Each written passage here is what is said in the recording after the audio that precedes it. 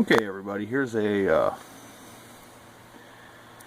lot of people know him as a Mako 5/8 wave. This one here is a Workman. They call it a Space Ranger. I'm going to try to explain a little bit of the misconceptions that people may have, maybe any questions or anything, and this is what I'm going to try to do to try to fix the problem and see how it works out, and maybe it'll work out for you too. So another guy on the YouTubes, he also I believe he also did something similar, and I think he had good good reviews on it, but as you can see here, this SO239 is not very good. I put the nut on there, but you can see that that's just riveted to the aluminum there, and it, you know, it just doesn't look like that right off rip that's going to get a good connection. And then another thing is this copper wire here. This is stranded.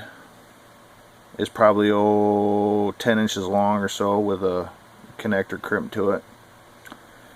It'll work. You know what I mean? It'll work. I don't see why it wouldn't.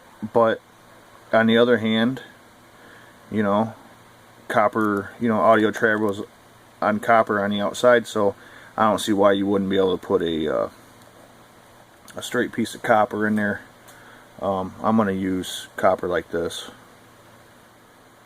That's the kind of copper, and I'm going to make it the same exact length, probably 10 inches. You know, it's going to be the exact same length.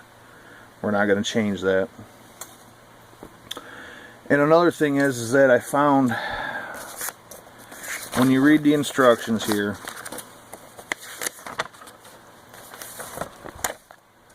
they give you a frequency chart for the frequency that you want, and they give you a general idea. There are only two possible adjustments. Okay, they're saying that the main length of the antenna is your first adjustment, that should be the first adjustment that you make from the get-go using their chart. And then it says the other is the clamp on the ring. And then it says if SWR is the same on the both ends, this adjustment should be left alone. So, you know, I just wanted to kind of point that out, and then it gives you some diagrams. And then there's another way to adjust your SWR between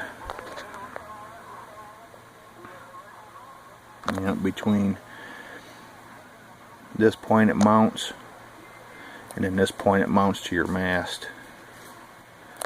You can adjust that, I believe, right there, and that may also bring your SWR down. But I'm thinking that it's not going to be needed, because I'm changing this to a straight piece of copper, and I'm going to change this clamp here probably to either aluminum, or I think they give you a stainless, coated stainless. It's kind of cheesy, but yeah. And they gave me hose clamps instead of the Mako would get these clips here. So okay, I'm gonna wrap this up, and we'll do a recording when I get it together and I show you what it is. Alright.